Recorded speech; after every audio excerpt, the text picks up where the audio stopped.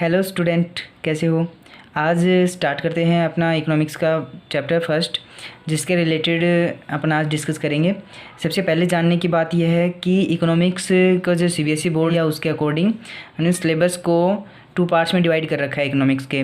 तो जो first part में आता है अपना statistics for economics, second number के पार्ट में आता है इंट्रोडक्शन ऑफ माइक्रो इकोनॉमिक्स। उसके बाद में अपन डिस्कस करते हैं सबसे पहले अपना जो स्टैटिस्टिक्स फॉर इकोनॉमिक्स का जो पार्ट आता है वो दोनों ही पार्ट 40-40 मार्क्स में डिवाइड होते हैं। तो सबसे पहले अपन स्टैटिक्स का शुरू करते हैं आज से, इंट्रोडक्शन के बारे में, बेसिक कंसेप्ट के बारे में। उसके बाद में अपने क्लासे चलेंगे जिसमें वीडियो मैं अपलोड करता रहूँगा। चलो स्टार्ट करते हैं। अपने सबसे पहले जो बेसिक इन्फॉर्मेशन है यहाँ से स्टार्ट करते हैं।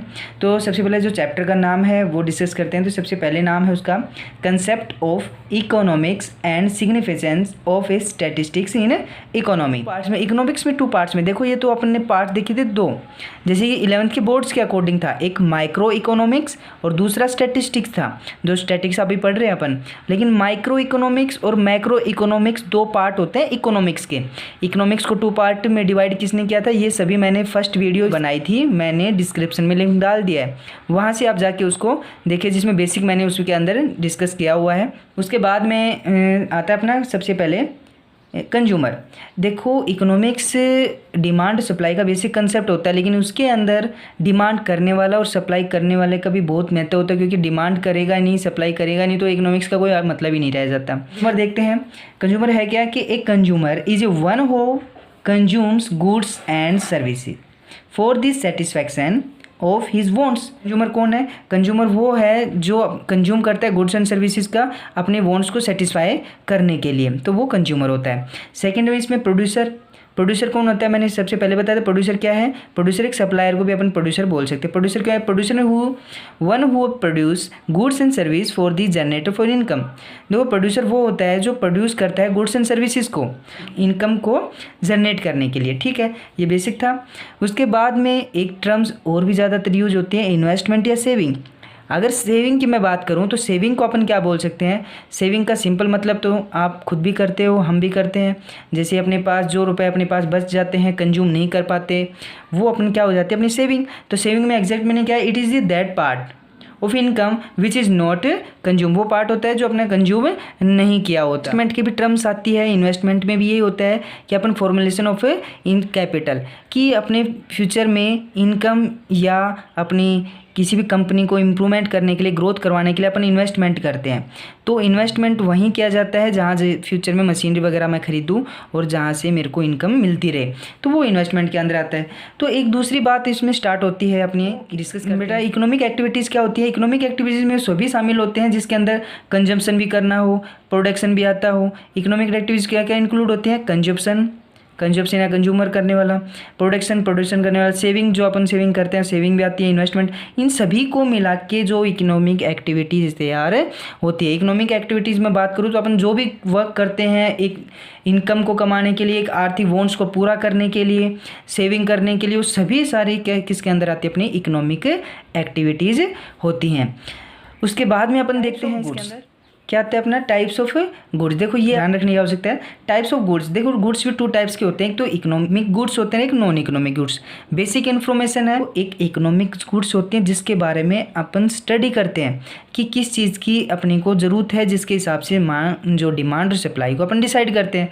और एक होती है नॉन इकोनॉमिक गुड्स। देखो, इकोनॉमिक गुड्स तो बेसिक है कि इकोनॉमिक्स गुड्स वो कौन सी गुड्स होते हैं, जैसे कि pens, books, oil, T shirt etcetera, आगे एग्जाम्पल आप ले सकते हो, जो अपने पास रिसोर्सेज स्कैर्स होते हैं, जिसमें अपने को इकोनॉमिक्स की ज़रूरत पड़ती है।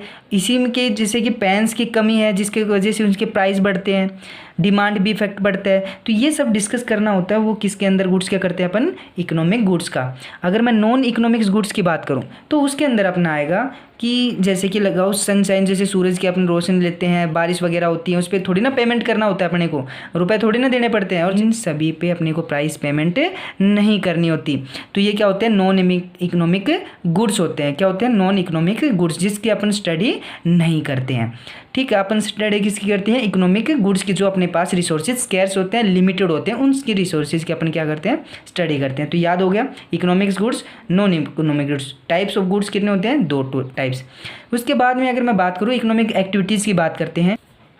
इकोनॉमिक एक्टिविटीज़ में क्या आता है कि इकोनॉमिक एक्टिविटीज़ में वो सभी गुड्स होते हैं जो अपन एक्टिविटी करते हैं। सबसे पहले प्रोडक्शन करते हैं, फिर कंजप्शन करते हैं, फिर डिस्ट्रीब्यूशन करते हैं।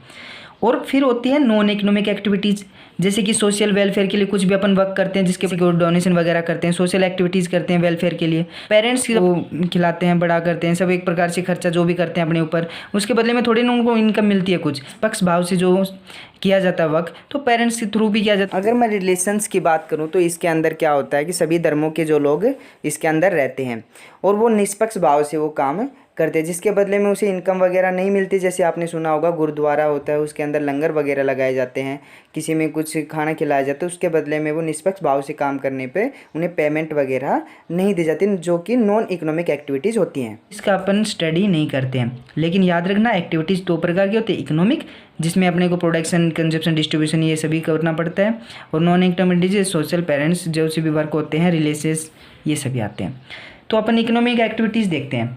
देखो सबसे पहले आता है जैसे प्रोडक्शन करना। देखो प्रोडक्शन का मतलब वो उन सभी एक्टिविटीज़ का अपन ने को क्या करना, डिस्कस करना, जिसके बारे में कि प्रोडक्शन करने वाला कौन होता है, प्रोड्यूसर होता है। प्रोड्यूसर किस हिसाब से उन रिसोर्सेज का यूटिलाइज करता है जिसके पास लिमिट रिसोर्सेज का ज़्यादा से यूज करके कम कॉस्ट पे, वो उसका यही मकसद होता है कि कॉस्ट कम आए। प्रोड्यूसर क्या चाहता है उसके बारे में स्टडी करना होता है कि प्रोड्यूसर्स क्या सोचता है कि उसे ज़्यादा से ज़्यादा प्रॉफिट मिले और कम कॉस्ट लगे। कम कॉस्ट होगी तभी तो प्रॉफिट होगा, मतलब कि वो चाहेगा कि मुझे उन स्केर्स रिसोर्सेज का जो लिमिटेड हैं उनका किस हिसाब से यूज़ करूँ, यूटिलाइज़ करूँ, जिनसे ज़्यादा से ज़्यादा प्रॉफिट मैक्सिमाइज किया जा सके। और प्रॉफिट मैक्सिमाइज किया जाएगा तो कॉस्ट कम आने की बात की जाएगी। तो उन सभी का जो डिस्कस अपन करते हैं वो प्रोडक्शन के अंदर किया जाता है। प्रोडक्शन में प्रोडक्शन स्टडी होता है या प्रोड्यूसर बिहेवियर के अपन क्या करते हैं, स्टडी करते हैं कि प्रोड्यूसर किस हिसाब से काम करता है, किस हिसाब से अपने प्रॉफिट को मैक्सिमाइज करने की सोचता है। तो उन सभी का बिहेवियर के अपन डिसीजन करते हैं कैसे क्या करना है, वो सारा किसके अंदर आता है, अपना प्रोडक्शन के अंदर। ठीक है, समझ में आ गया होगा। आगे चलें।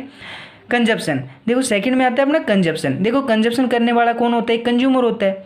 कंज्यूमर की अपन स्टडी करते हैं, ह्यूमन बीइंग की स्टडी करते हैं कि वो किस हिसाब से डिमांड करता है किसी भी बायर से, किसी भी कैसे गुड्स को खरीदता है, उन सभी के बारे में किस हिसाब से गुड्स को खरीदे कि उनकी वॉन्ट्स होती हैं वो सेटिस्फाई हो जाएं, क्योंकि उनके पास जो रिसोर्सेज होते हैं, रिसोर्सेज मतलब कि मैंने पैसे का एग्जांपल लिया था पिछली वीडियो में भी था कि उसके अंदर अगर 10,000 रुपये हैं तो वो एक लिमिटेड रिसोर्सेज है, उनको किस हिसाब से डिस्ट्रीब्यूशन करें कि उसे ज़्यादा से ज़्यादा प्रॉफिट मैक्सिमाइज हो सके। तो इन सभी की स्टडी करना, कंज्यूमर बिहेवियर की स्टडी करना, वो सारा किसके अंदर आता है, अपना कंजप्शन के अंदर आता है। उसके बाद में आता है डिस्ट्रीब्यूशन। देखो डिस्ट्रीब्यूशन एक पार्ट बनता है। डिस्ट्रीब्यूशन में अपन क्या देखते हैं कि डिस्ट्रीब्यूशन प्रोडक्शन किया, कंजप्शन किया। डिस्ट्रीब्यूशन उन जैसे मैंने गुड्स का, रिसोर्सेज का मैंने यूज किया। डिस्ट्रीब्यूशन जैसे कि एक प्रकार से प्रोड्यूसर होता है, उसको लेबर चाहिए होती है। लेबर कहाँ से होती है, सभी इकोनॉमिक एक्टिविटीज़ से लेबर वगैरह, कैपिटल वगैरह, ओनर्स वगैरह जो एक प्रकार से मालिक भी होता है, उन सभी को किस हिसाब से डिस्ट्रीब्यूशन किया जाए इनकम का, तो वो सभी अपन किस में स्टडी करते हैं, डिस्ट्रीब्यूशन में।